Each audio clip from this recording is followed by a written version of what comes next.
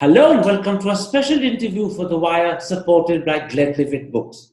Is the worst of the coronavirus crisis over, as the health minister has claimed, or could the new variant that has been discovered in the United Kingdom pose a serious danger to India? That's the key issue I shall discuss today with the director of the Trivedi School of Biosciences at Ashoka University and India's most highly regarded virologist, Shahid Jameel. Professor Jameel, let's start with the big coronavirus picture facing the country before we come to the new variant of the virus discovered in the United Kingdom. In mid September, cases were increasing by over 95,000 a day, deaths were increasing by over 1,200 a day. Today, cases are increasing at around 20,000 a day, deaths are increasing at around 300 a day. The health minister looks at this and says, the worst is over. Do you agree with him? Well, Karan, first of all, pleased to be back on your show. Thank you for inviting me.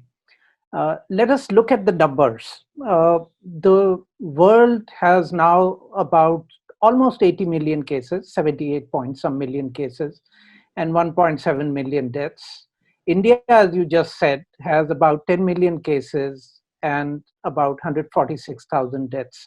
So India at this point has about 13% of overall cases and roughly 8.5% of overall deaths. Yes, it is true that India is now pulling somewhere around 24,000 cases on a daily basis. That is roughly 4% of the daily average in the world, and about 330 deaths, which is roughly 3%. I do agree that broadly the worst may be over for India, but I would say that with a caution that in the days to come, we will have to remain alert to localized spikes. They may not be apparent in the overall picture, but localized spikes would be important to look for. And of course, the story of the season is mutant viruses, and we have to look out for mutant viruses. I would say, especially when vaccines are rolled out in a big way, we will have to be alert to mutant viruses emerging in our population as well as in other populations. But you believe that broadly the worst may be over. That seems to assume, Professor Jameel, that India won't face a second spike. As we speak, Europe is going through a second spike, America is going through the third, and in both areas, these spikes are worse than the original. So, can it be the case that India will be unique and exceptional and not experience a second spike? Well, I mean, if there is one lesson that this virus has taught us is to never assume anything, never think that we are different from anyone else. At the moment, it does appear that India may not see a second spike if you look at the country as a whole. But as I just mentioned to you, there are certain caveats that we must understand. Most of the numbers that we see are generated from cities and urban districts, where the infection progresses faster, and therefore you see it appear on the graph quickly. We know actually very little about what's happening in villages and rural districts where the outbreak moves slowly simply because the population is less dense. So I would again say it would be wise to stay alert and be cautious. Let us not convey this message that everything is all right. We are not out of the woods yet. While we are cautiously optimistic, we need to be careful as well. Can I put this to you? One argument that supports the hope, I won't say the belief, the hope that we won't see a second spike is the fact that we went through the Bihar elections, we've gone through the festive season, and we haven't generated the spike that many people were very worried about. Could it therefore be the case that we actually have a far larger number of infections than officially recorded?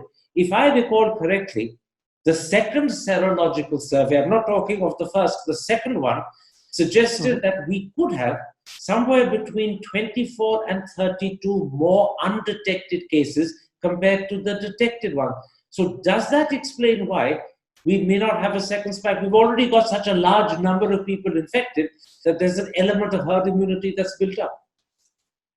That's true. This optimism is really based, as you said, on the festive season getting over, a major state election getting over, where we have seen that people were really not wearing masks or maintaining any distance in political rallies.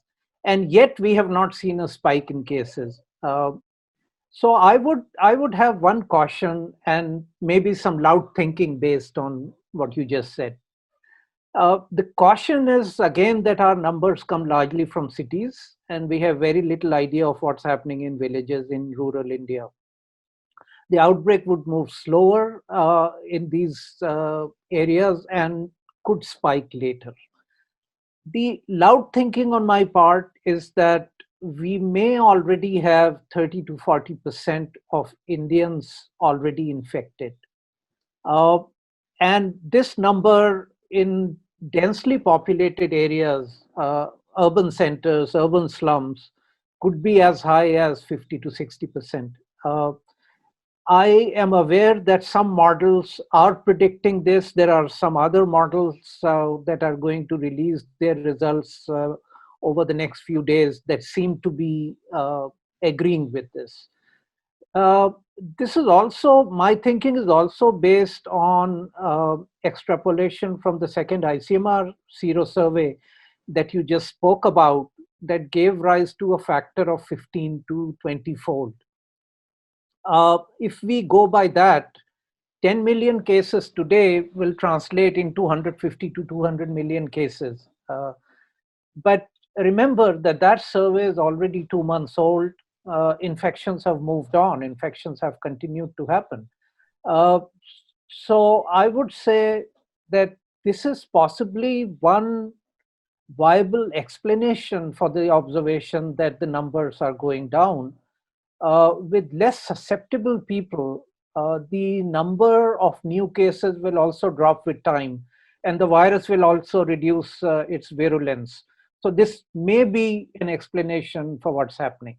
Now, as we speak, it came to my mind that not so long ago, roughly about 6, 7 weeks ago, a committee appointed by the government had done a survey. I think it was under the chairmanship of the director of the IIT in Hyderabad, Gagandeep Kang was a member of that committee, and it predicted or forecast that if all the sensible precautions like hand washing, social distancing, mask wearing were observed, the virus could have run its course by February. Now, given the picture we're seeing today, given what you're saying, do you get the feeling that report may not have been as out of line as people thought when it first came out 2 months ago? Well, I mean, one of the models that I just alluded to was that model, which they called the supermodel. But there are some other epidemiologists who believe that certain assumptions in that model were not correct. And they are really talking about instead of 50 to 60% that the supermodel talked about, these models talk about 30 to 40%.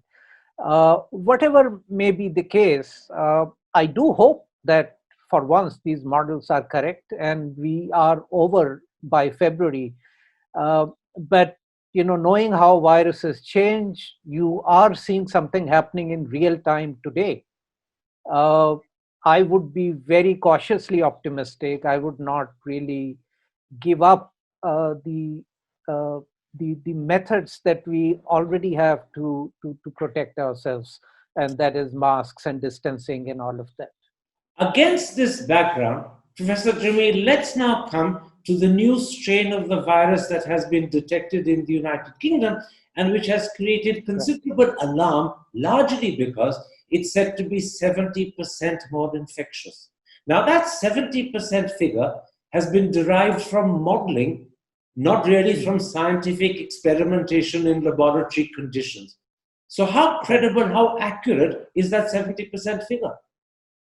Well, as you said, this figure comes from models, and if you recall, on one of your on one of our earlier chats, I had said to you that all models are wrong, and but some models are useful.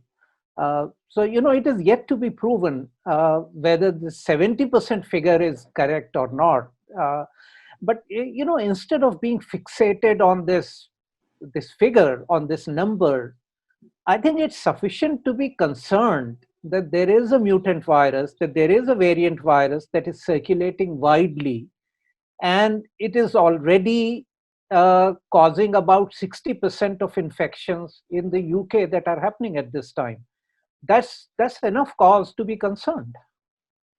Quite right. Let me then come to other properties or elements of this mutant virus. It's said that the new virus strain will not lead to higher rates of mortality.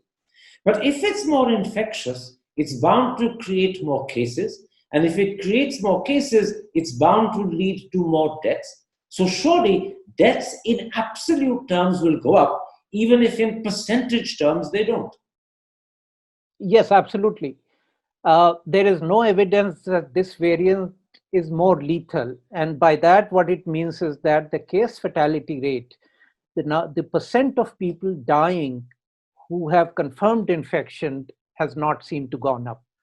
But you're absolutely right. If this transmits better, then it infects more people in a shorter period of time. If that happens, it will going to increase the number of people who have more severe disease, and it's also in turn going to increase the number of people who die without ever increasing percent mortality. So more the numbers of cases, more the number of deaths. So in absolute numbers, the numbers will go up. Now, it's also said that the new strain is not vaccine resistant, but the mutation has emerged in what's called the receptor binding area of the spike protein. And the leading vaccines that we have are actually targeting this very spike protein. So, could it not be the case that, in fact, these mutations might make the vaccines less effective? There are no results yet from direct studies. My understanding is that work is going on in laboratories to understand this. And the way you do this is to expose these variant viruses to the blood serum from recovered or vaccinated people, and then see if antibodies in those people, which were generated against the so-called original virus, would also neutralize the variant virus. That would be the most direct test. And we would know the results in the next few weeks. However, based on our understanding of the human immune system, we know that we will raise antibodies and T cells against multiple regions of the virus spike protein. And that, in my view, should be able to protect against this variant as well, even though there is one mutation in what you have just said in the receptor binding domain of the protein. So with that optimism, let us wait for direct experimental evidence before we can say anything conclusively.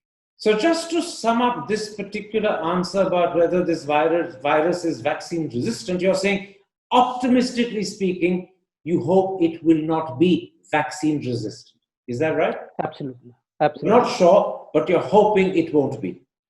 Yes. And I'm saying that based on our understanding of the human immune system, that is our optimism that this virus will also be sensitive to vaccine. Now, it's also said that young people are more vulnerable to this new strain of the virus than they were to the older strain. Is that a cause for concern? I don't think, again, that is something that is clearly established. Yes, the virus seems to be infecting at a higher rate. So it is also infecting more younger people and especially children. And children are known to be good spreaders of the virus in family settings. So from that sense, yes, but I'm not aware of data that shows that this virus selectively that younger people are selectively more vulnerable to this virus compared to the other one. It could simply be a matter of higher transmission.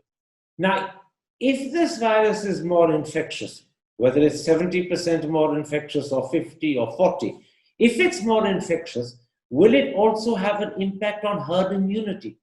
Will the level at which herd immunity kicks in actually go up, say from 60% to 70%? Yes, absolutely. Measles virus is very infectious. It has a R naught factor of about 8 or 9 or maybe more, 15. Herd immunity is achieved only above 90% for measles.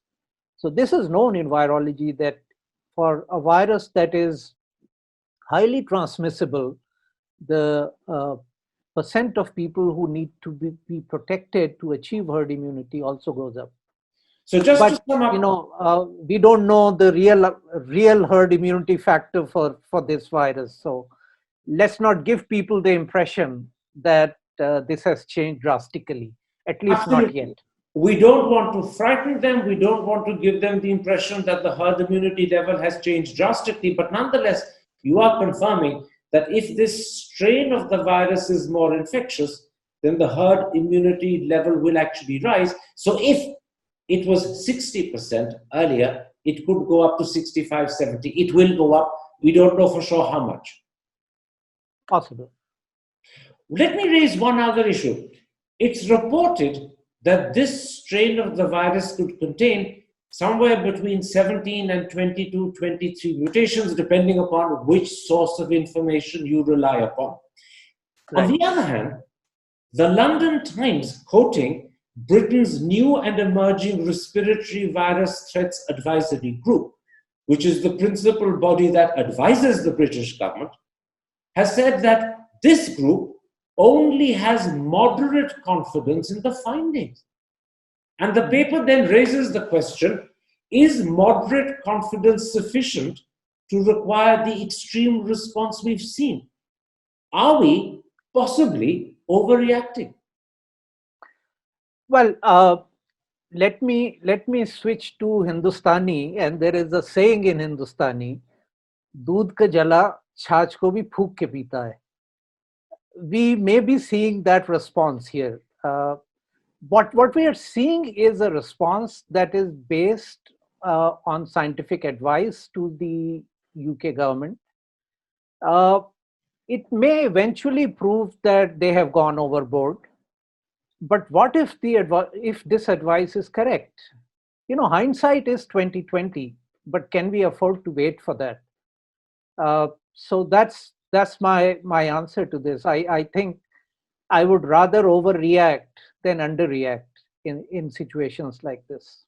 As you say, we may end up with hindsight realizing we've overreacted, but at the moment it is better to overreact. And I suppose the English equivalent of that Hindustani aphorism that you use is once bitten, twice shy. We don't want to take a second risk again. Let's then come to something else. We know that this new viral strain emerged in the United Kingdom sometime in September. We know that from the end of November, certainly early December, British medical authorities were extremely concerned about the speed and rate of spread. In fact, we also know that the British medical authorities were calling on Boris Johnson to cancel the relaxation planned over Christmas long before he did so. And right through this period, there have been something like 70 flights a week between India and the United Kingdom. So could it be the case that this viral strain has entered the country, even though we don't know it and haven't detected it? No, absolutely. I agree. It might already be here in India or elsewhere in the world, but it could have independently developed here in India and elsewhere in the world. Uh, Viruses don't wait for flights to get into countries, or viruses, don't wait for border restrictions to happen to stop. We really do not know what selection pressures are responsible for the generation of this variant virus. Uh, those selection pressures may be here as well. After all, India has over 10 million confirmed cases. This is the second highest number of cases in the world. We could have this variant, we could have other variants developing in our population, and we don't know about them unless you survey them at a density where you can pick up variants as they emerge. We will not know. We will only know once it has spread uh, to to an extent that it becomes really very easily observable. In that answer, you raise the possibility that this viral strain may actually have developed independently in India as well.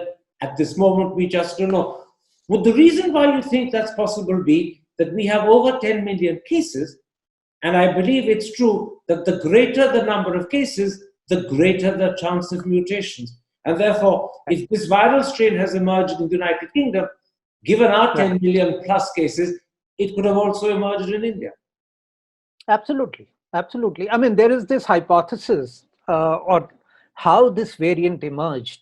And the hypothesis is that someone who may be immunodeficient, who doesn't make very good immune responses, got chronically infected with the virus, and the virus stayed in this person for a long period of time and got the opportunity to mutate while infecting an individual. And it is from this individual that it may have spread. If that be the case, then I would take you back to plasma therapy that has been happening quite widely in India. Although controlled trials have now shown that plasma therapy gave no particular benefit, but even in people who had very severe infection, in fact, only in people who had very severe infection, plasma therapy was being deployed in India without even testing whether they had neutralizing antibodies or not. So let's look at this scenario that somebody who has a lot of virus in them got plasma that was very weak.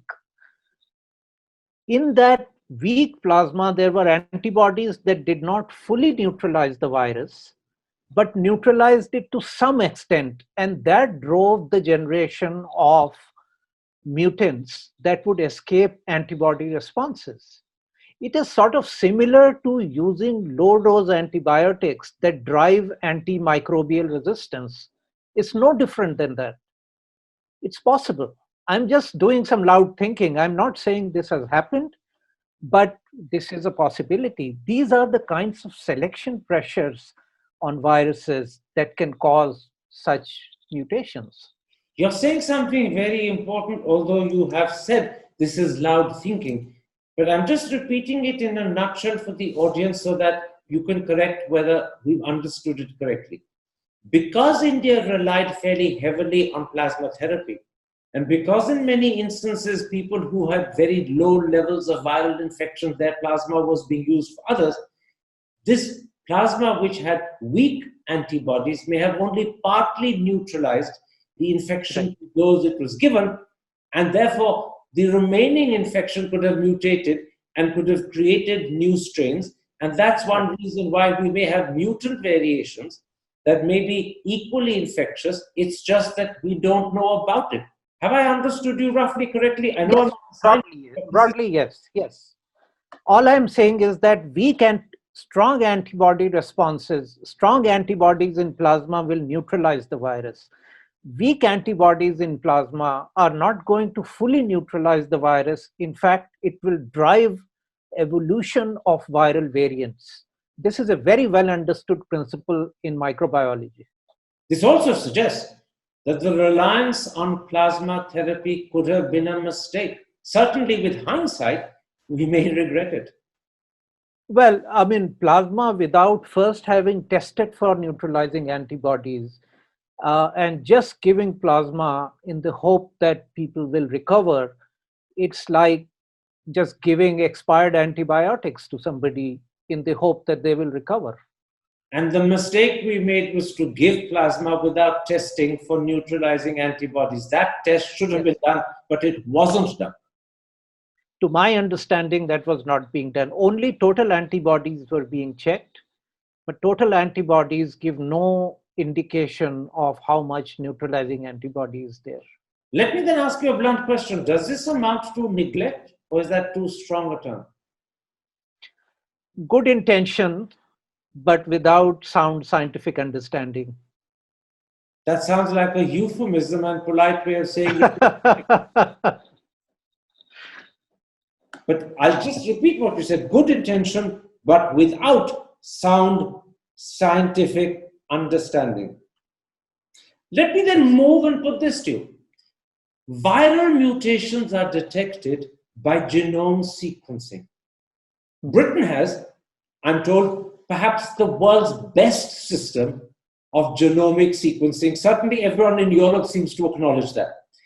Are we doing sufficient genome sequencing in India? Do we need to step it up? No, we're not. India has deposited roughly 4,200 sequences in the global database, and that comes from 10 million infections, confirmed infections in the country. So we are sequencing roughly 1 out of every 2,500 to 3,000 confirmed cases. WHO's recommendation is that you sequence 1 after every 300 infections. So we may be sequencing about 10 times lower than what is recommended to be able to capture new variants emerging early on. We need to speed this up. My last question. We all hope that the new viral strain will not enter India, although as you pointed out, not only is it possible or even perhaps likely that it has and it hasn't been detected, but we may even have generated ourselves the same viral strain. But in the hope it doesn't come to India, I want to premise my question.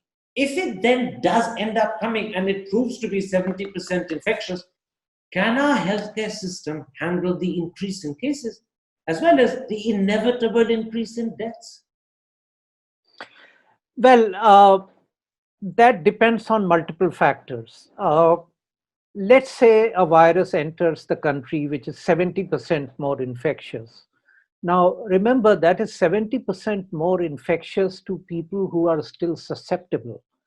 But as we spoke earlier, if let's say 30 to 40% of Indians have already been infected and have immune responses, in cities, if that number is 50 to 60%, then I think the impact of such an entry of a virus that is 70% more infectious is not going to be as hard on us as it is on some Western countries that don't have this much infection in the population. That is a So, positive note on in a sense, getting infected now seems to be able to protect us from what's coming on. I know it's complex, but that's what I feel is going to happen. It's not complex because you actually explained earlier that you believe that overall something like 30 to 40% of the Indian population may have been infected without even knowing it, and in urban centers that percentage could be as high as 50 to 60%. And if those assumptions based upon serological surveys are correct, then the impact of a new strain of the virus, which is 70% infectious, will not be as devastating in India as it could be in European countries where the level of residual infection is a lot lower. That is a positive note to end. For once, I have to say on behalf of the audience, let's hope you're absolutely right that 50 to 60% of urban India, 30 to 40% of the country as a whole is infected, because not only will that protect us against the UK variant, but it also will mean that the health minister's claim that the worst is over is correct. Dr. Jameel, thank you very much for this interview. Take care. Stay safe. Thank you, Karan. Pleasure. Thank you.